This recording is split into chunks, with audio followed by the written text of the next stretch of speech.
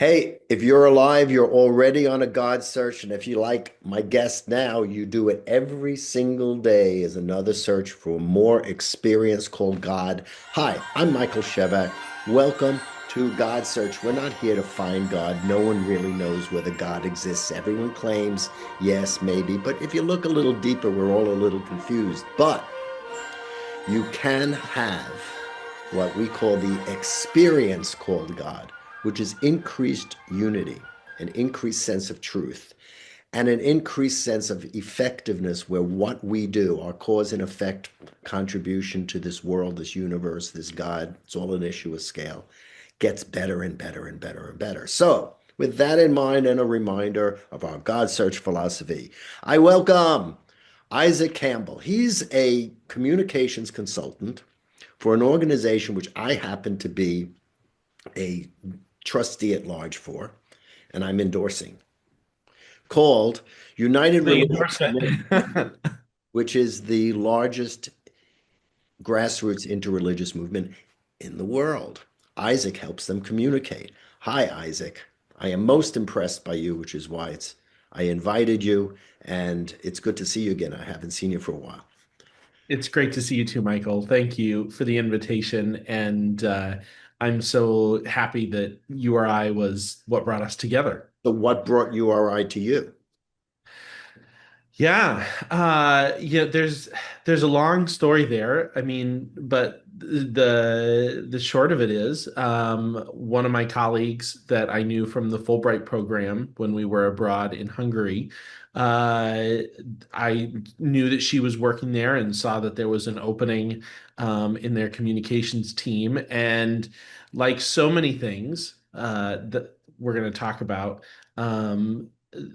there was an opening in my life to do something different. There were some changes coming, and I said, this sounds like a really great place. If she's working there, it's got to be great. So I applied and had a couple really great interviews and just really started to understand what URI is all about and was like, that's a place that I need to be. That's something that I need to be working with. And so far I've been there with them for about a little more than a year now. We're getting close to a year, So for those and people it's been listening, great. URI establishes wonderful cooperation circles all over the world of different religions working together to wonderful things, help people who are in trouble, help communicate. Religions, in case you haven't figured out, have a problem communicating, and all sorts of other things that people need, from abused children to women who are in trouble to helping water supplies, all sorts of good stuff. So, all right. So, hey, you want to hear how I got connected to URI? Yeah. I was in trauma. I never expected to be ordained a rabbi. It came to me, and I was in advertising. I was an advertising creative director, and I was moving into two directions, one on Madison Avenue, one in the Rabbinate. And I said there has to be a way to combine the both. And I went into a bathtub and I prayed, whoever is the frack up there, I need help here to bring these two pieces of my life together, and I don't know how. And literally, I heard a voice and it said, "In the image ink." And Mm. I said, "Oh, I got it. I got it. That's the answer." So I incorporated as In the Image Inc. at that particular time, which was going to be a help nonprofits and religious organizations find their voice, because I was an advertising creative director. And literally 2 hours after making myself a subchapter S, you know, I got a telephone call from United Religions Initiative, who had heard about me, and I got my first kind of gig out of the whole thing. Life is mysterious. So, Well, and then we met in such a coincidental meeting when we were both in Mexico, yeah. and the we I'll never forget. running into you at lunch, and you came and sat down and struck up a conversation, and just had this amazing connection talking about, not just your professional work in advertising, but also the sort of why are we both here right now? What's going on? How are these two people on seemingly completely different paths colliding at this moment? And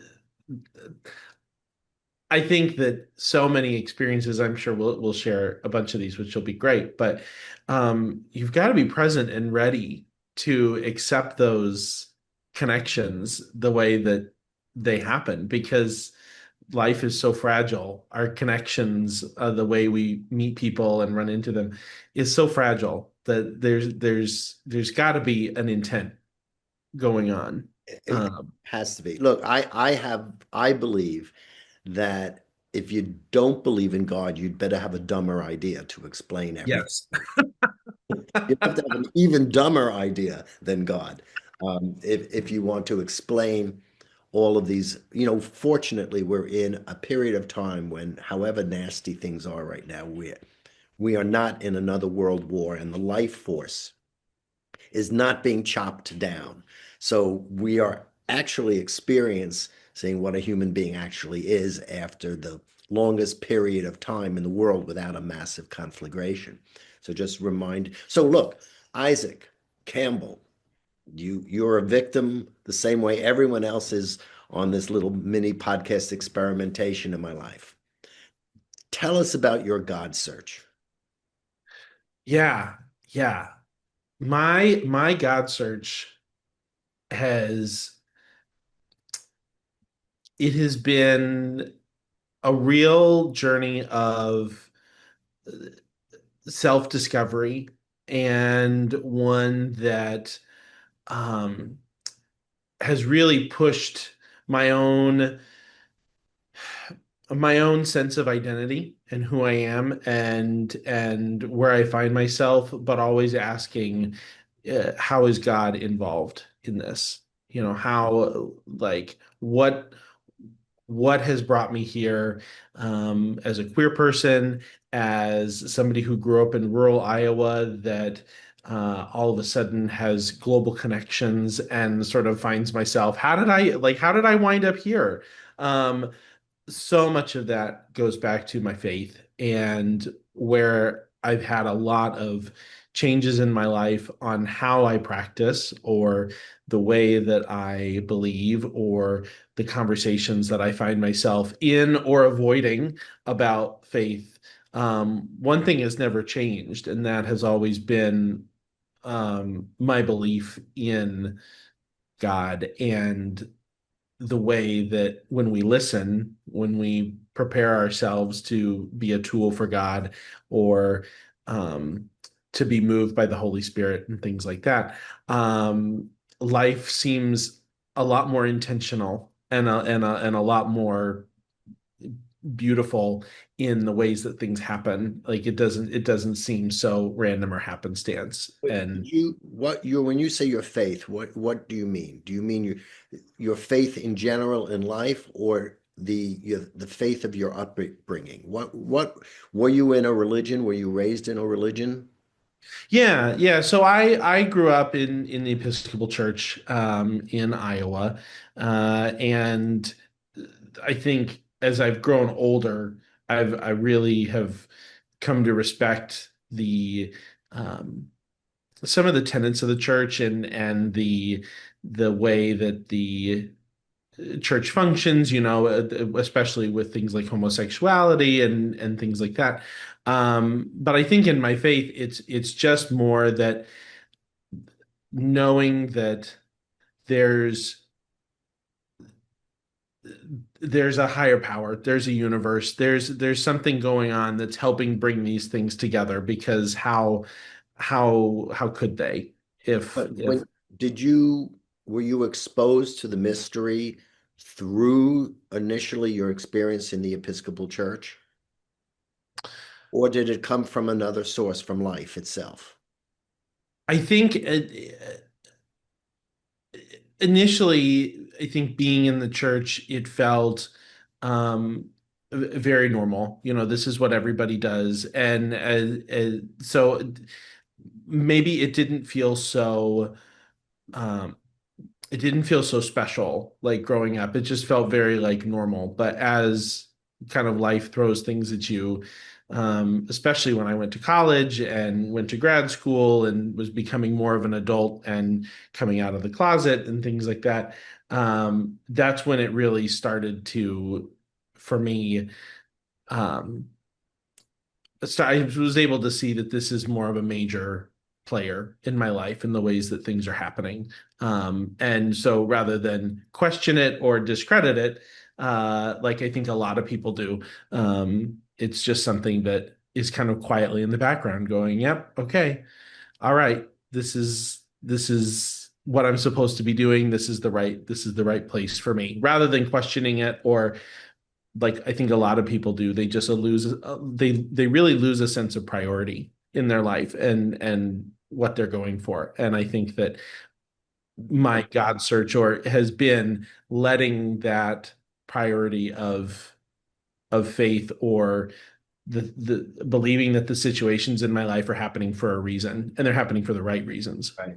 But what's interesting, and maybe I'm drawing, it seems that um, it seems that when you came out, it increased your spirituality and your depth of connection to God.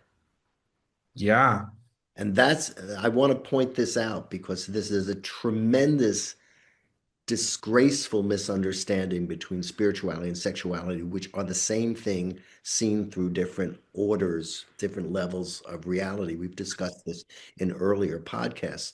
But when you, as an identity, had to face the world as yourself and emerge from the cluster of group thought, you began to emerge as a sacred identity, and most people would never ever imagine, if they come from the traditional viewpoint, and um, I'm not at all, you know, maligning them. There's a Yeah. very critical importance to the traditional viewpoint. But most of the true traditionalists can't imagine that you would become more spiritual and closer to your identity with God through something which is considered a deviation and a dreadful sin. So Yeah. how did you talk to me? Yeah.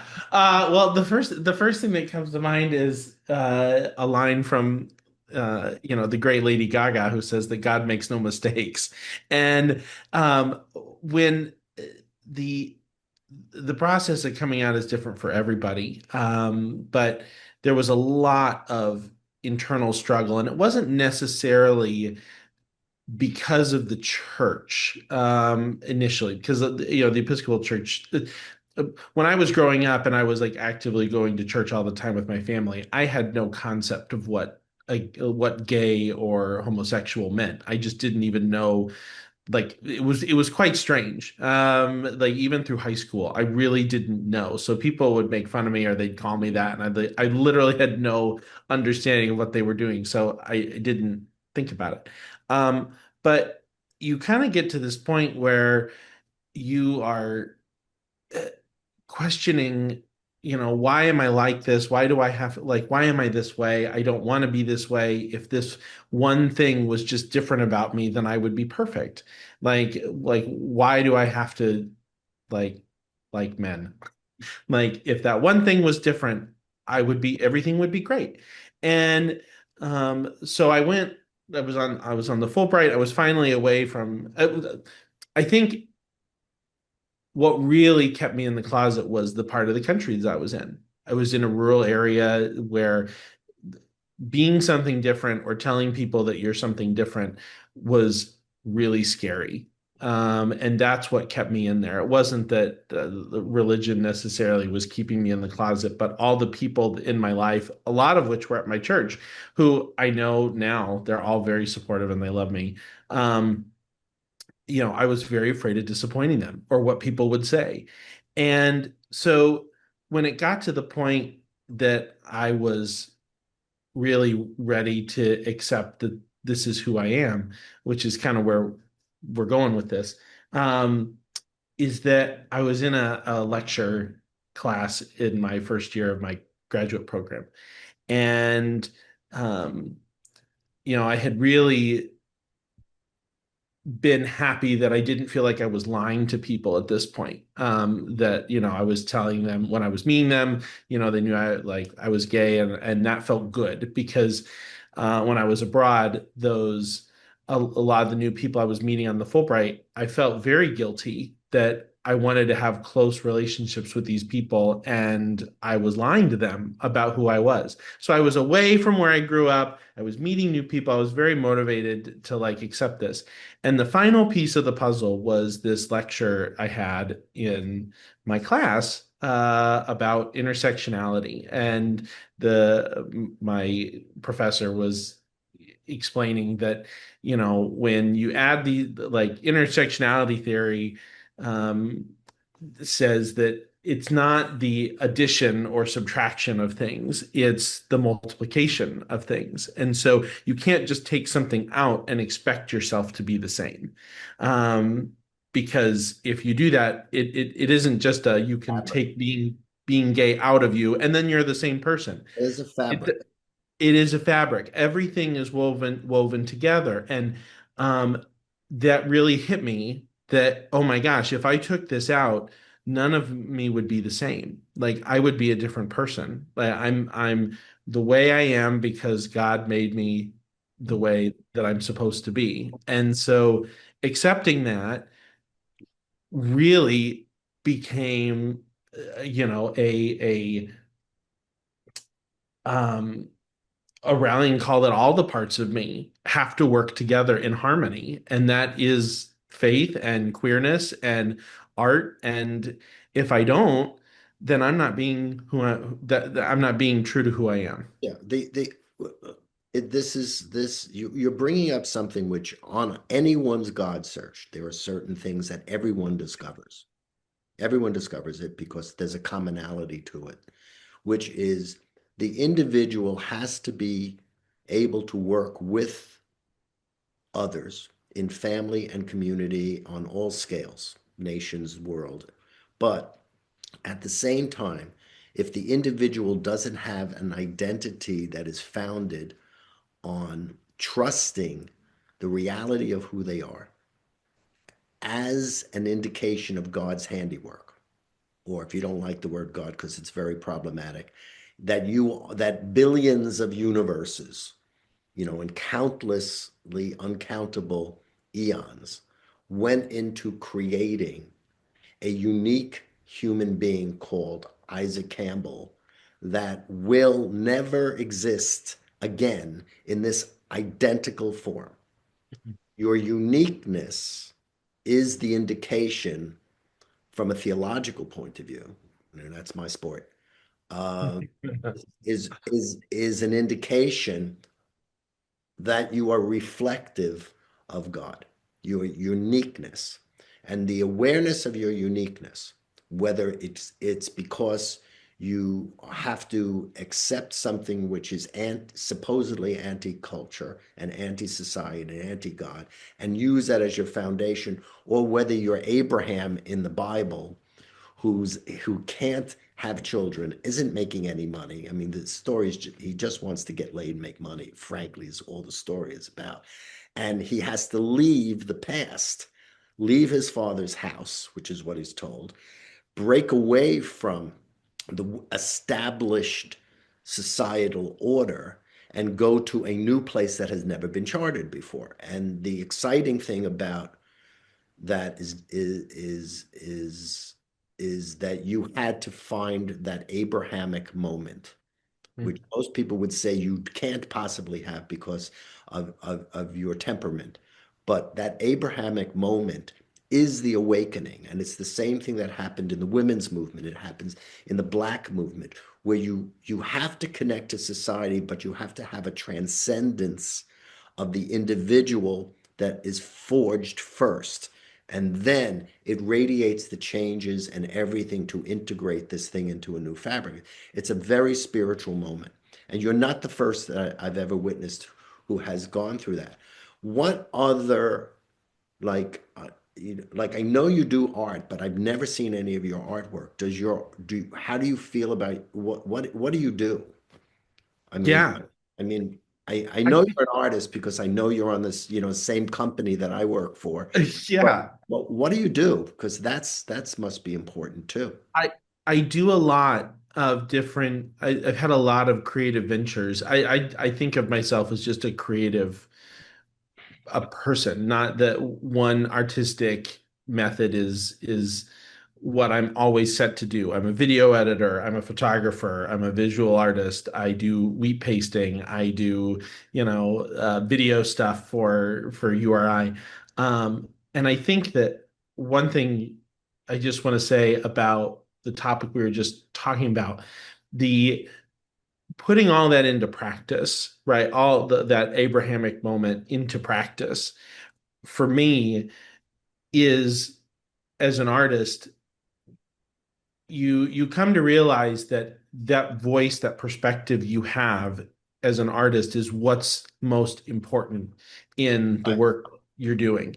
And so if you look at it from just simply I'm out here to do the best work I can do to help people with my art to do that. If I want to do the best job I can at that, everything has to be in line for me to understand my voice and who I am and look at all those things, queerness, faith, all those things. They have to be in line for me to be able to use that voice that I have properly. So having a creative outlet was a really great way for me to put into practice what I was experiencing, um, kind of getting myself figured out. so what are you saying? You're saying your artwork was kind of a distillation of who you were becoming?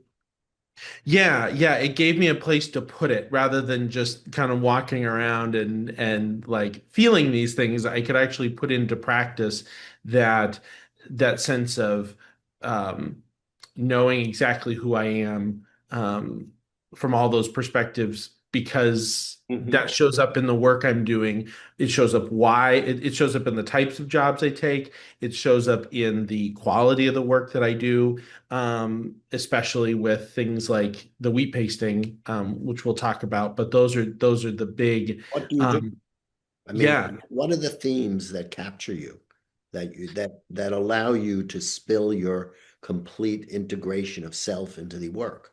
I mean, what are these tasks you take on?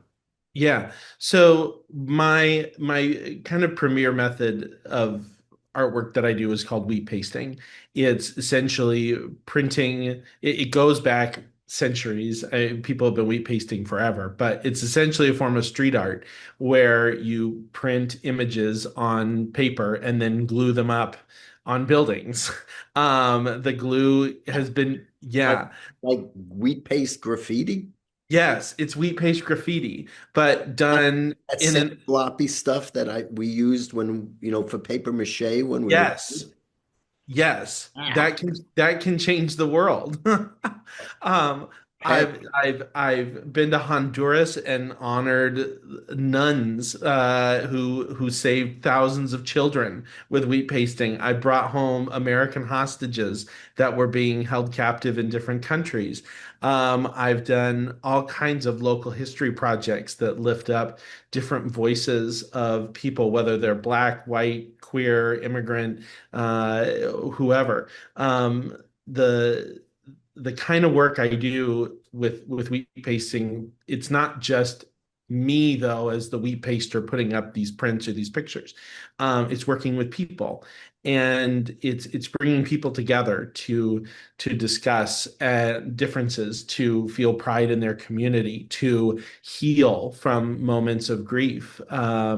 Like when we were in Honduras doing this mural for Sor Maria Rosa, who had passed away from COVID, but left a huge mark on her community in Honduras, in the whole country. If you've ever seen what are, like a grown security man brought to tears over the artwork what are the images? memorializing this What are person. the images of the artwork that are bringing people to tears? I'm not getting a picture of it.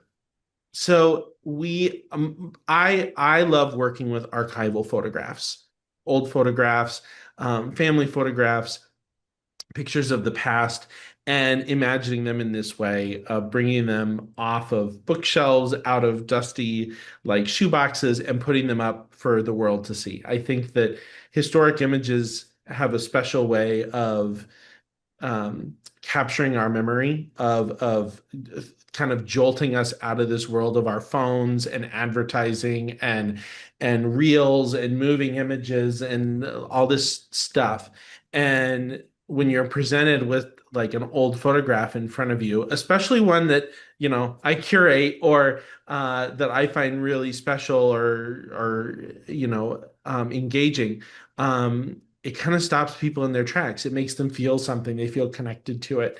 And so in this case, when we were in Honduras, this huge wall had all different pictures of Sor Maria Rosa and people from her life, from back when she first went to take children, out of prison that were there with their mothers because their mothers had been put in jail, to modern pictures of her with the final group of people who loved her most.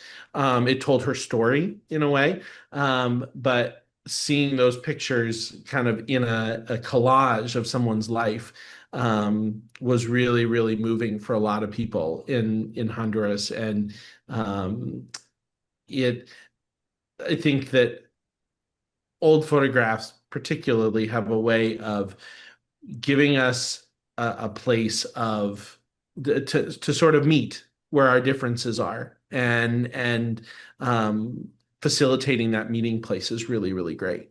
And you on the inside, while you were giving this to all people, what was going on the inside of you? Yeah. Part of it goes back to how did I wind up here? What am I doing? I didn't go to school to be a wheat paste artist. Maybe. But maybe, maybe. Um, but definitely what was going on was I my heart was just on fire with this work of bringing people together, of in like teaching people, because I teach people how to wheat paste because I need help with volunteering. I can't do this stuff by myself. These projects can be huge. So teaching people is very close to what my mother did. And making people feel a real sense of value and importance, that it's really important that they're helping to volunteer, helping them to feel empowered, but also helping them feel um, close to the artwork. I'll never forget when I was doing the hostage mural in Washington, D.C., one of the mothers who was there, because we did it with the family. So the 19 American hostages whose some cases have been going on for 10, 15 years, and they've never gotten any kind of coverage or any kind of movement from the State Department to help get their loved one home. And she was coming down off the lift and she said, I feel like I've been banging my head against a wall for years, never having done anything. And for some reason today, I feel like I actually did something by putting some paper on a wall. And to facilitate that feeling of hope or healing, to give a mother the chance to feel like she's advocating in a way that for her son that maybe has never been there during all the time that they were trying to get him home, Right. is very, very special. And so you look at that and you go, how was I given this responsibility to help facilitate those feelings How were for you? people? I mean, did you just invent this idea? No, I mean I learned about it from this great French street artist who is always running around Paris. So I'm surprised you haven't run into him yet. JR, he did a TED Talk that I watched, and I actually got to help. I learned um, from doing a wheat pasting at the Louvre in the courtyard around the pyramid. How did you Um, turn it to that purpose? It's a technique. What drove yeah, you to turning it to that purpose? it was all um, just a desire to want to help people. When did it happen? Gosh,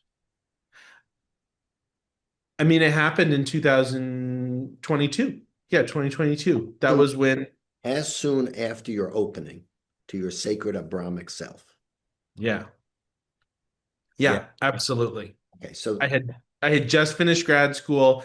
I was like okay. very true to who I Well, this was. is, look, for those people watching, this is another thing you're going to discover on your God search. You will, the minute you decide to be conscious about your God search, because you're on a God search anyway, and it's most of the time it is un or subconscious. But once it becomes conscious and you have an awakening of your true self, yourself, capital S, what happens is there's a light that kind of comes down and it reconfigures your head and it changes how you speak and opens your heart and the rest of your body. And what happens is it distills down and ultimately begins to transform your actions. And usually you're inspired, whether you realize it or not, to create something that is marvelous and contributory. And it doesn't have to be other than your normal job for a buck. But that itself becomes kind of your davening if you're Jewish. It becomes your style of davening or praying. It becomes it becomes a personal kind of altar for the host. I mean, Mhm. your own creativity becomes impregnated, so to speak, with what you would call a Holy Spirit moment, you know.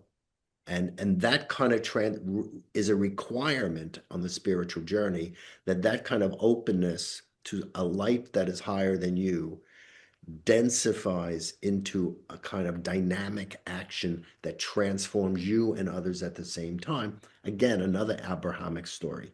That's all built into that story.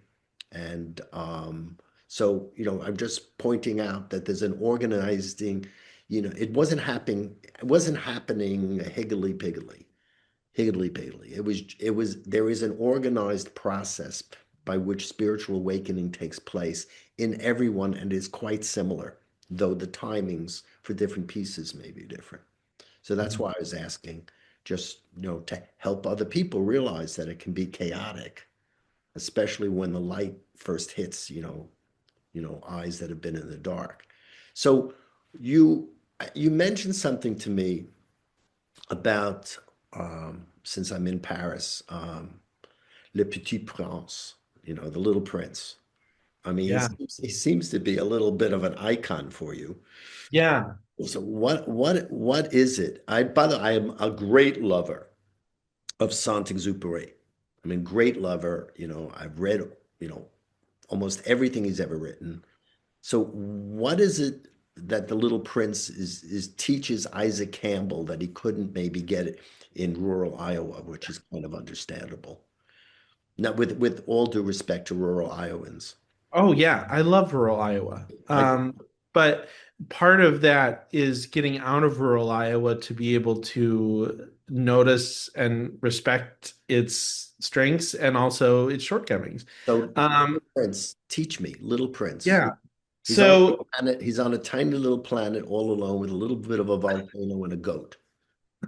That's I eating a I when I went to college, I heard one thing that really set me up is I had two great mentors when I was going to university. And one was a guy by the name of Ron Johnson, Dr. Ronald Johnson, who was a conductor, music conductor. And if we really look back at everything with my God search and all of this really comes back to this one very strange guy who was the music conductor for an ensemble I was in. And he was a real master of his craft, and I really looked up to him in a lot of ways. Not because I wanted to be a musician. I really shouldn't have been in his ensemble because I wasn't a music major, but I was a really great horn player, and I was really fun to be around. And so I kept getting put into this really special ensemble called the Wind Symphony, and he was the one that introduced me to Hungary and got me interested in going there, which set up all this stuff for my Fulbright and sort of this life shift that I had, because I really think that God search happened really when I was in Hungary on the Fulbright, kind of on my own for the first time. Um, but he gave me a book that I had never read called The Little Prince, and it's torn up because my dog likes to tear up books sometimes. So I'll never forget him because I'm not going to get rid of the book. And there's one line in The Little Prince that Ron left me in the front, which is also, a story in the book. It's from the book, and it says, "One sees clearly only with the heart. Anything essential is invisible to the eyes." And that has really stuck with me throughout my life, really, as this really important reminder of one, who I am, right? I see things with my heart. I have a a way of loving and recognizing things, and looking to my heart for the answers of what's really important. And all the things that we see also often are really like misleading with our eyes sometimes. But the seeing clearly with the heart is a practice. It's a way of understanding. It is a way of assessing something to make sure we're doing it the right way. Like when I was working with the families, this wasn't just a project, right? This wasn't about making a buck. This wasn't about getting famous, right? Or doing things on a world stage that got me attention, right? It was always about trying to help others. It was trying to, help these families, who had lost so much and were in so much grief and pain.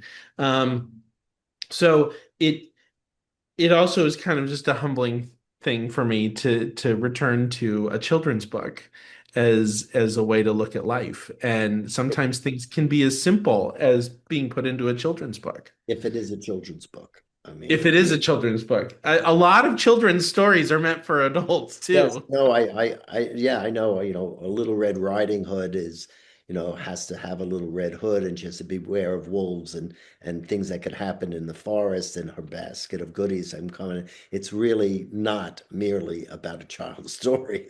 It's a little bit of instructive about that time of life for a young girl, you know. And so, these things are very meaningful. How do you, so do you, can you, do you, how do you continue to see things through your heart? Is it a daily practice for you? Are you I aware? try, I try, I try. I mean, uh, you had mentioned, the life, especially for people just starting their God search or right after that Abrahamic moment, things can feel sort of chaotic or trying to make sense of things sometimes. It gets worse, I, but it gets better. yeah, it definitely gets better the more you practice it. I can say that about queerness and but also in things like choosing the projects. I mean that or the places that I work. And honestly, that's one of the things to go back to URI. That's one of the things that really drew me to the organization when I heard and learned about it and was in Mexico and met you. Was look at all these people around me that have a very similar purpose in life. Like, look at all these people that I've managed to find my way to, that are whether they realize it or not. I think a lot of the people that are in you or I see the world through their heart, and that's a really special place to be because I don't think you find many people like that.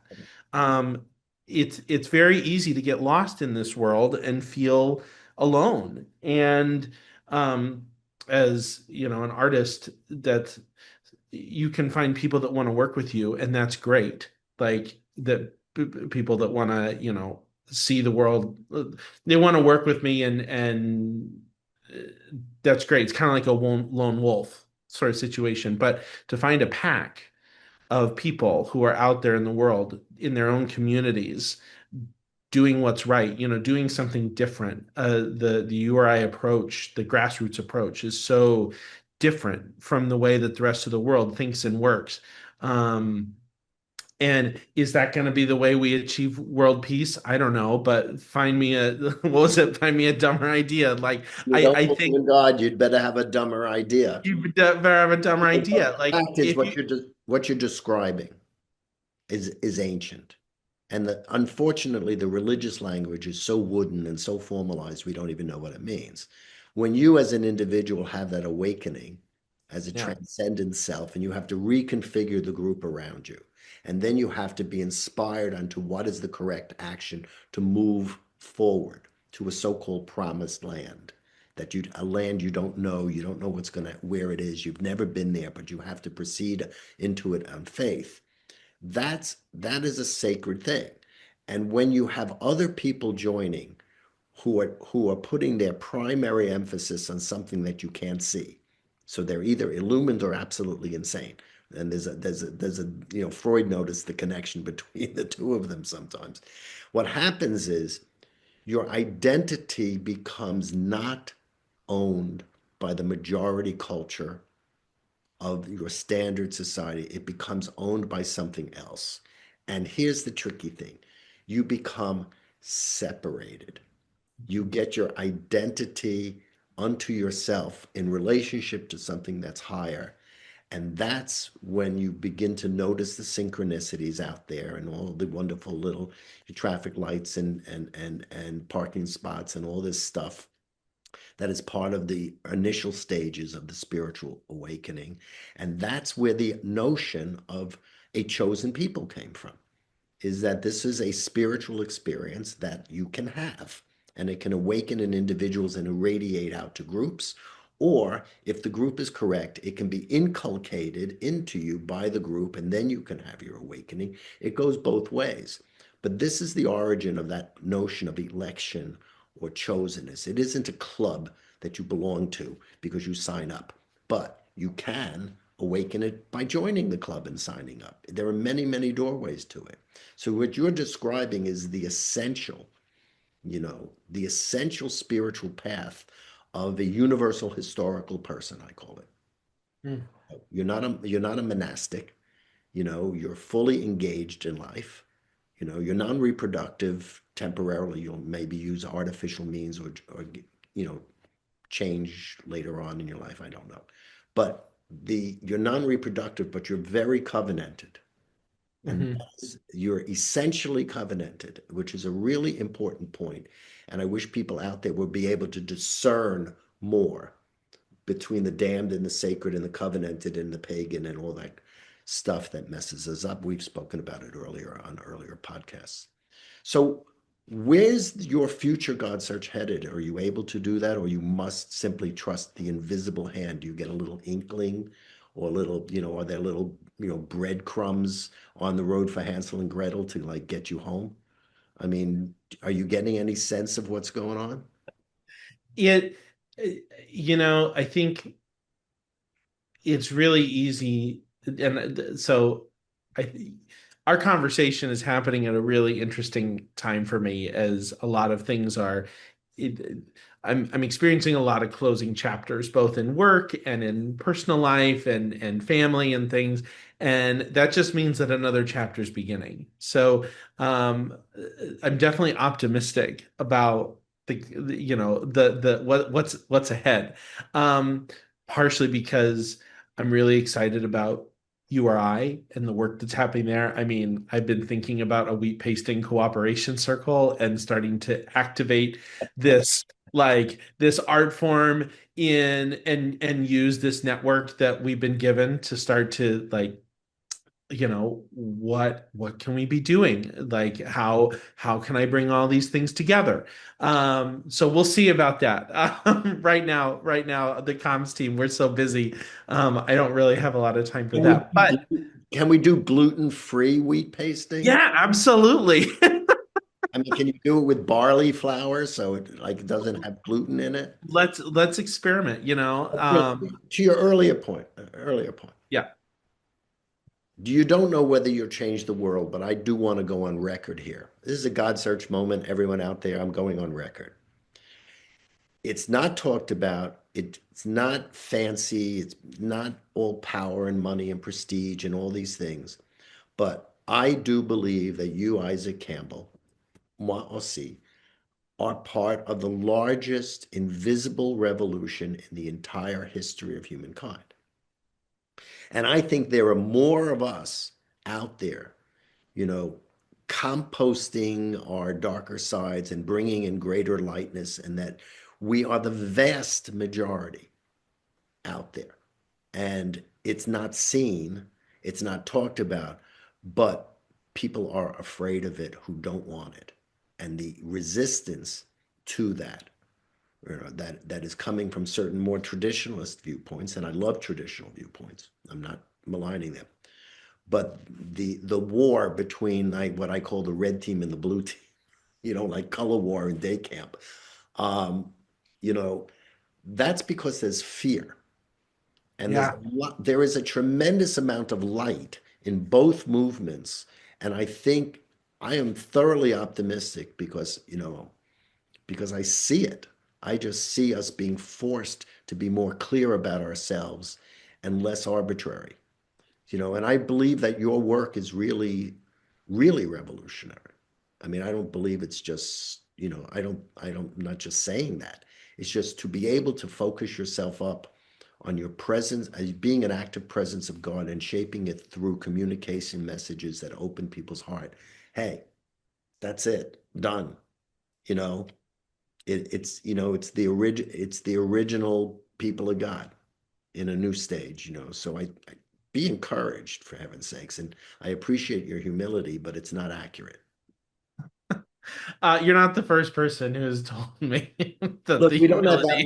we don't have that much time, but let me ask you something. You live in Minnesota. Yeah, yeah, I You do. Minnesota's gotten a lot of attention lately, and do you have any thoughts about that for those people who don't live in Minnesota and would like to get a Minnesotan, opinion? Yeah, I, we can get into the politics of what's been happening, but I think everybody's heard that. I mean, the I would want to go back and say, to what you just said about the light of kind of and the fight between people. Um, Asking where does love come into this conversation about ICE and Minnesota? Where does what we were witnessing with policing and immigration and neighbors standing up for one, like where, like how I was wondering why I didn't do any kind of wheat pasting for what was going on here, any kind of art, and it was really sitting on me heavily because I felt like I've got this tool, I need to go use it, I need to do something, but I couldn't find the message. And part of that was because I think I was so angry and frustrated Yeah. with what I was witnessing and the fear that was everywhere, the fear for people, the fear, the very real feel of fear of violence, of being used against people, American citizens being shot, families being ripped apart. And what I really witnessed was after all that was going on, you saw that was this love of neighbors that was going on, the things that Minnesotans were doing for one another, Interesting. the the the way that a restaurant that I go to frequently, every one of their employees started escorting everybody home, especially their employees of color. They were escorting them home to make sure that they were never alone, on the streets. Neighbors delivering food to people who were shut in, the conversations that you would just have with one another, like walking my dog, with people saying, are you like, how are you doing? Because there was an ice raid, I could see it from my window at a gas station. The way that the community coalesced, the way that people worked together is something that I don't think those forces of hate and fighting want you to see, to know it's out there. And so for that to be on full display in Minnesota was really moving and made me feel like this is the place I want to be, where neighbors stand up for one another. I think that it's really hard. It's really hard to find to take everything that we're seeing and sort of put it away and make the choice to love or to have conversation or to support one another.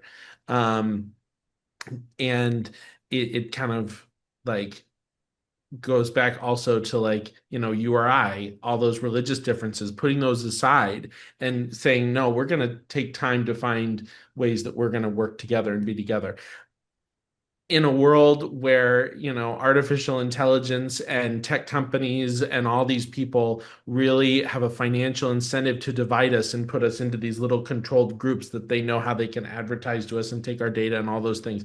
The one thing I really don't think they want us to be able to do is to find common ground as human beings, as neighbors. And yeah, we may disagree on things like immigration or whatever, but at the end of the day, like at least we still have humanity. And I think they even want to take those things away from us and weaponize our religions against us. So I think the important thing to know from the Minnesota stuff for me is that there's a lot of love here. There's a lot of neighborly love and looking out for one another and standing up for one another, that we see across religions, across races, across economic classes. It's a great place to live, and I'm really proud to be here. It's interesting because out of something which is of questionable value. I mean, it's clearly excessive. I'm not, I'm one of these firm believers that it's ridiculous for a nation not to know who is residing within its borders. I mean, it doesn't make sense to me, and it should have been figured out years ago. But we liked the cheap labor; it was valuable to us, and we looked the other way and created our own issues. But I'm just amazed at how something which is really excessive always has a way of sparking the goodness of people. And I'm a firm believer that there is no absolute evil that is a Lex Luthor versus Superman or a Satan which is co-equal to a God. So, where they really duke it out, boom, boom, boom, boom in a co-equal way. I'm a firm believer that where this whole existence is designed towards good, and that everything else is a relative good or a relative evil. But what's exciting to me about what you're saying is that it moreover proves that when something bad takes place, something good often happens. As I say to people, after 6 million dead Jews, and you get the rebirth of a 2,000-year-old dead state in the Middle East, called Israel. God, you got to rethink your whole idea of good and evil and, Mhm. and the whole relationship of the phenomena of good and evil. This is complex. It goes into theodicy, which I'm not going to bother you, but I thank you. We're ending.